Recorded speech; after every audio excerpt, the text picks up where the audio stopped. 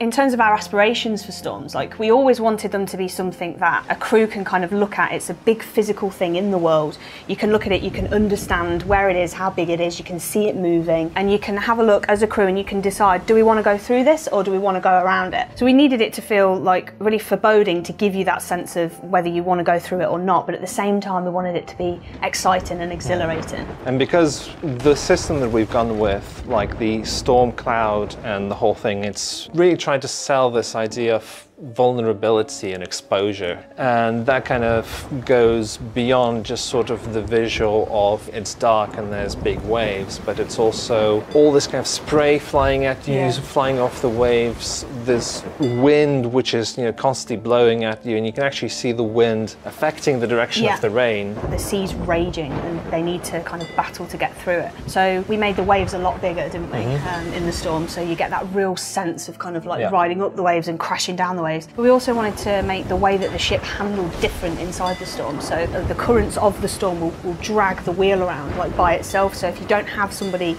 standing on the wheel continually fighting it, you'll kind of drift off and not be able to go where you want to go. And even if you are there steering the wheel, you really have to fight. It's very difficult to go the direction you want to go. And we added in the ability to have the deck actually get wet as well as part of this, didn't we? So the waves are coming over, but the deck actually gets wetter, and then it'll start to drip below decks. I don't know how many people are going to notice this, but it's actually a proper fluid simulation of water kind of seeping through all the planks on the deck. You also get a very slow amount of water just filling up, so after you came out of the storm there's a little bit of cleanup. You'll have a couple of buckets of water that you'll need to bail out. Even at the bottom of the ship you're not going to feel safe. You can feel it rocking around and all this water sloshing around. And you can hear it still as well. Yeah, you can hear it still as well.